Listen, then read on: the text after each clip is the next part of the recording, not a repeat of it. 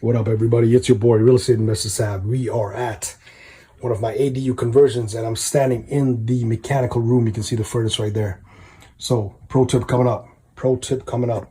Take your notes. I hope you got your notepad out, your notepad and your pen out, because this is important. Look here, we're in the mechanical room, and we have now finished the ceiling. Well, almost, right? You can see the ceiling finished. Back in the day, we never used to do that because the city of Windsor didn't want it, or they didn't ask for it. But now this is something that they are enforcing. They want us to finish the ceiling in the mechanic room. Not the easiest, because you got all these penetrations. You can see there, you got the venting going out, you got duct work going in, coming out. You have plumbing, you know, all over here coming out. Look at that P-trap right just below the ceiling there. I hate that. But it's not the easiest, right? You got plumbing, all this stuff for these water tanks, one here and one in this corner. Not so easy. So, you know, here's a pro tip. Why not? I'll squeeze in here and show you here, because we got it, you know, we got it. We've not even done this. We've done one layer here. We've taken out the return for the furnace there, just so we can get to the ceiling part and actually drywall it.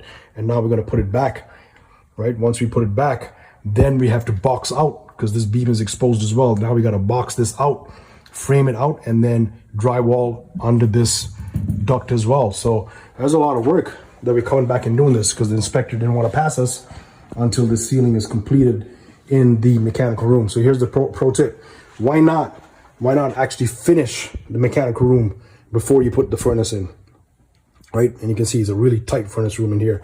It's the smallest furnace room that I've ever done so far, mechanical room. But we got the 5/8, you know, firewall on the vertical walls, and we got the 5/8 firewall on the ceiling too. So here's a pro tip. Why don't you finish the mechanical room before you move the furnace in? Actually finish it up, so then you don't have to worry about these kind of penetrations. Not so good penetrations. I don't like it, you know, because all of this has got to get fire cocked at the end of the day, because penetrations will allow fire to go through the gaps, obviously, right? So the inspector not only wants it drywalled, but we got to fire cock it. This is too big to fire cock, so we actually got to box this out, frame this in, and then, you know, and then we're good. But stuff like this, look, this little piping here coming in, right? We got to fire cock all of that. We got to fire cock all of this. That's the only way we can pass inspection, so that, you know, the ceiling, if there's a fire in the mechanical room, it doesn't go through those gaps, through these gaps, up to the upper level, right? Even though we have a smoke alarm in here that actually shuts off the whole furnace if there's a fire in here, even though we got interconnected smoke alarms, even though we're doing 5/8 all around, this is all extra precaution. So in Windsor, they're wanting us to finish the ceilings these days. So we're trying to get it done as close to the penetrations as possible before we actually fire cock the rest. So think about that.